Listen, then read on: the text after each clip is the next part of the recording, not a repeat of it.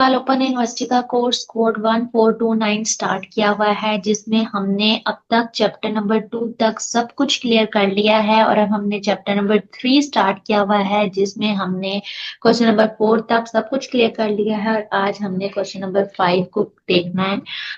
अच्छा जी, question number 1 अगर आपने इस चैप्टर का देखा हो तो उसमें जो सवाल था उसमें जस्ट यहाँ पे इनइक्वालिटी की जगह पे था इज इक्वल टू। अब यहाँ पे इज इक्वल टू की जगह पे कोई इनइक्वालिटी लगा दी है, इनइक्वालिटी ये बस। बाकी सवाल हमारे पास सेम वैसे ही हैं और हमने सॉल्व भी वैसे ही करने हैं। हमने इस इनइक्वालिटी को, ठीक है, ऐसे समझ रहे हैं, छेड़ना ही नहीं है। ठीक है, हमने जस्ट अपना सवाल करना है। सवाल में हम क्या करते हैं, हम ये जी और जी को ले लेते हैं और इसको और इसको इकट्ठा कर लेते हैं।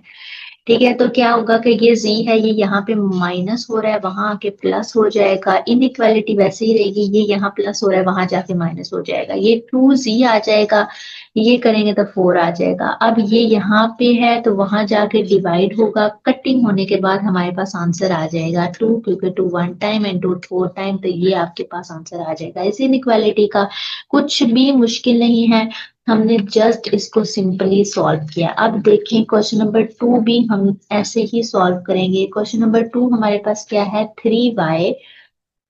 हमारे पास है 3y plus 6 inequality 3y minus 5। ठीक है, सेम एग्जैक्टली वैसे ही करेंगे। इन दोनों को इकट्ठा कर लेंगे, इन दोनों को इकट्ठा कर लेंगे, जैसे हमने क्वेश्चन नंबर 1 में किया था। 3y यहाँ पे आके क्या हो जाएगा, माइनस 3y।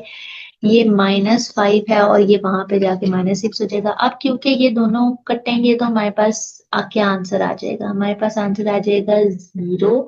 और ये जो है ये कटेंगे तो ये माइनस माइनस हमारे पास प्लस हो जाएगा और ये हमारे पास क्या आ जाएगा आंसर, -11। ठीक है, तो अब ये जो है इसको हमने जो है वो क्योंकि ये हमारे पास यहाँ पे थोड़ा सा इनवैलिड हो जाता है। ठीक है, ये सवाल जब हम करेंगे ना तो ये थोड़ा सा इनवैलिड हो जाता है, क्योंकि हमने इक्वेशंस पढ़ी थी। इक्वेशंस हमारे पास 3 तरह की होती हैं। ठीक है, उन 3 तरह की इक्वेशंस में आपके बुक के पेज नंबर, इस चैप्टर के स्टार्टिंग में ही हमने ये पढ़ा था कि इक्वेशंस जो है वो 3 तरह की होती है। एक हमारे पास होती है जो बिल्कुल एब्सोल्यूट हो, ठीक है, आइडेंटिटी इक्वेशन हो, मतलब एक जैसी इक्वेशंस हो। ठीक है, मतलब यहाँ पे x+2 है, यहाँ पे भी 2+x हो, ये कहलाती है आइडेंटिटी इक्वेशन।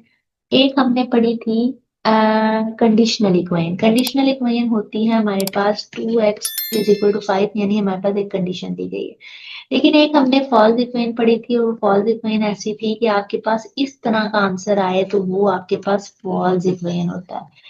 आपके पेज नंबर 47 में ये 3 इक्वेशंस मेंशन है। दैट इज वाई अब यहाँ पे हम एक थोड़ा सा छोटा सा कॉन्सेप्ट करेंगे। जब हम इन सबको इकट्ठा कर लेंगे और हमारे पास ऐसा आंसर आएगा तो हम बेसिकली क्या करेंगे कि हमारे पास देखें 3y है।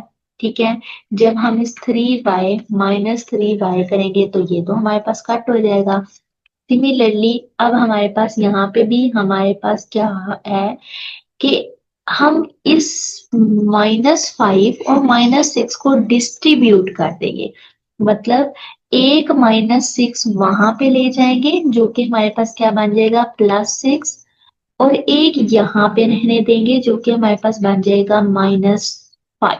ठीक है, अब ये दोनों कट जाएंगे तो एटलीस्ट हमारे पास एक वैलिड आंसर आ जाएगा। ठीक है, हम इसको 6< <= लिख सकते हैं। 0 एक साइड पे और एक साइड पे 1 हो तो वो हमारे पास वैलिड नहीं होता। इस तरह हमारे पास एक इक्वेशन वैलिड इक्वेशन आ गई है। दैट इज बाय हमने क्या किया है, हमने ये आंसर लिख दिया। तो ये हमने सिंपल इनइक्वालिटीज को फॉलो किया है, इनइक्वालिटीज को हल किया है। ठीक है, इसमें किसी भी किस्म की कोई परेशानी हो तो आप पूछ सकते हैं।